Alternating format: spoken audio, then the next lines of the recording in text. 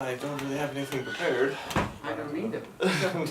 Don't make it hard. No, it's No. nothing hard. Really, I just wanted like one good picture of you to credit you with kind of what I was saying, how you got me into the Well, national parks. I think part of it, yeah, maybe Ranger Rick goes way back, but we had the cabin before you were born, of course, because your mom and your aunt and uncle were raised from, your mom from 5 years old in this cabin, raised in the summer and Easter and all the holidays and every weekend that we could get away. So it was natural to have all of you and the rest of the grandkids to have that influence of having the forest and all its wonders to go with it. Right. And so it wasn't just a magazine, it was relating, in a child's viewpoint to what wonderful world that is available to you around the cabin. And then the cabin being where it is, to me, is so ideal because with Yellowstone National Park and the Tetons, within an hour, you're in some of the 7 wonders of the world. Right.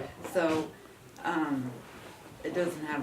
I mean, I can't take credit for it because nature's done it all. And Yeah, but you built me a little teepee so I could yeah, sleep out there and well, yeah, soak so it you up. could play cowboys and Indians and play, Daniel Boone and everything else you wanted to do, and build forts like you guys built forts. I still remember going to like the Mountain Man rendezvous and trading arrowheads and You're right. and then I would come home and I don't really remember this, but I guess I was crying one day in the kitchen and my mom's like, "What's going on?" And I was just like, "Oh, I'm just gonna really miss you when I go out on the range." Yeah. It's because you put all these thoughts in my head of being a mountain man and, and trapping. Well, and then as you grew up and got a job up here and had a summer another exposure to the people who come and work every year, who love it so much, and not so much into the career or the what do you want to say, the opportunity of fly fishing, but or hunting even. But it still is just the exposure as to how many people are doing and found that it's such a beautiful thing for them just to go fly fishing. And like your grandfather, to catch the fish, yes, that was part of it, but the main thing was just getting out on the river and having everything so beautiful all around you and quiet and your own time and your own thoughts. And so I don't know, I never took up fishing, but I like being outside. I like just being up here, Man, that's cool because people ask me a lot about climbing or riding my bike and it's like, yeah, I like to ride bikes and I like to climb, but I really just kind of like to touch the rocks. And I like to like just be out there, and that's neat. I think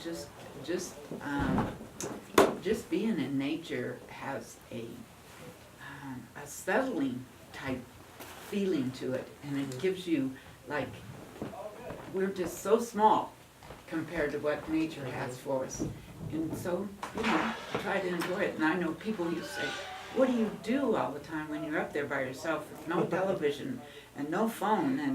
And I'm going, "Oh my gosh, I'm constantly busy. I've got so many beautiful things around to go see the animals, or just to sit by the river, or just to read a good book in nature."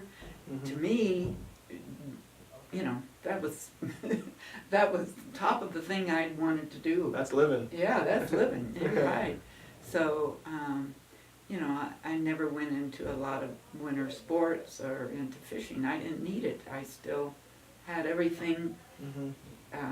My sport was enjoyment, I think, more than anything, and learn the flowers and even the mushrooms, and learn the birds, what the types of birds that used to come, and said that's even I better. mean, and we still get excited when we see a deer or a cow moose come through with Or when the bear calf. breaks into the cabin. Or when the bear breaks into the cabin, yeah, it's still exciting, you know, and to talk about it and just to watch the squirrels and the chipmunks or the hummingbirds and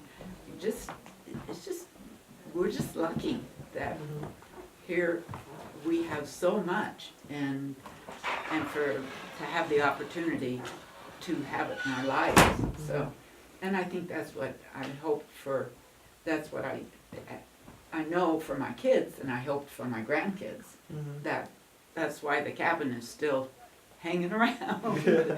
And we're still hanging around with it because it's just got so much to offer that if you don't have it, I feel sorry for people that never leave the city and never get a chance to get out and see what nature really has to offer. It's endless, Yeah. you know, and the history of it is like the history of the Tetons or the history of the books that were read with the first people that started coming into Yellowstone Park before it was a park, Yeah. and traveling and meeting with the Indians and or camping out or seeing these hot tubs and the hot geysers going off and going, wow, what is this, you know? Yeah. So, I don't know, that's, I guess, kind of my philosophy. And so how many years have you been coming up here?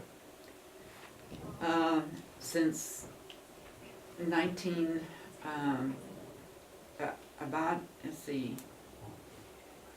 Rick was 3, so we started coming to Island Park just to go fishing and camping in about 1970. 1970? Yeah, And even a little bit before that because your mother was not born. okay. And so.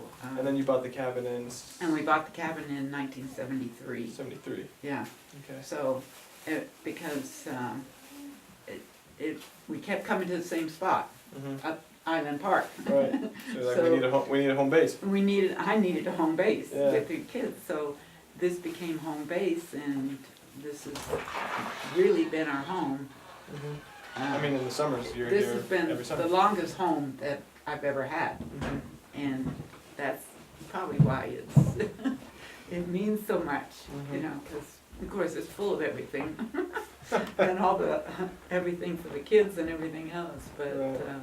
yeah, so yeah, it's been 73. Well, we've got almost 40, 44 years. 40. Yeah. Somebody else figured that out. Pushing 50. Yeah. Crazy.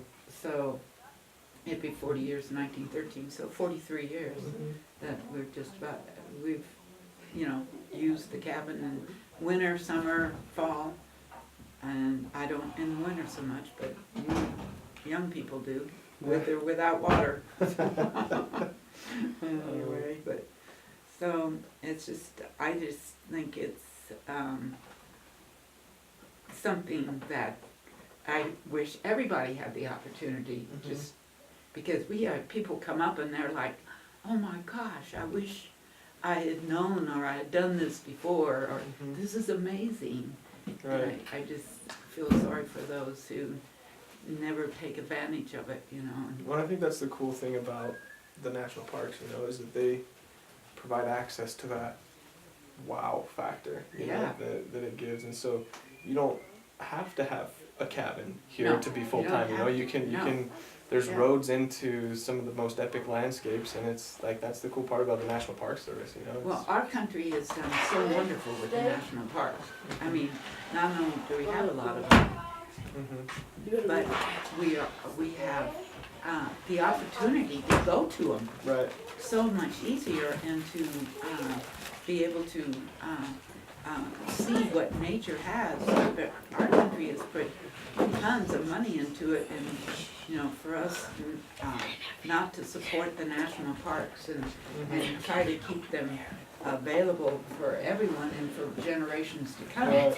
That's what, you know, I really worry about and hope that, you know, more people get to the national parks and appreciate them and then take care of them. Right. Instead of, saying, well, this is a lot of money for a bunch of trees and but if you don't go and learn to appreciate, it's like your website telling about national parks I knew nothing about, and it was like, whoa, I want to go there, So I think what you guys are doing are just fabulous, because that just, at least it exposed a percentage of us that don't have that opportunity to want to do it and go and do it. So.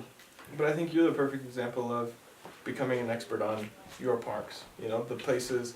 And it doesn't even have to be a national park, but just the beautiful places that are around your home, and then just like Johnny Sack's cabin, like Big Springs, like Mont Saltel, going up and being able to be 10,000 feet up and see, be in 3 states, or look at 3 states, and so, yeah, I think that's all wonderful in this spot, and then we can be in Montana, Wyoming, and just a half an hour and see the earthquake where the mountain that an earthquake in 1954 that came down and buried people that no one had any idea that was an earthquake situation.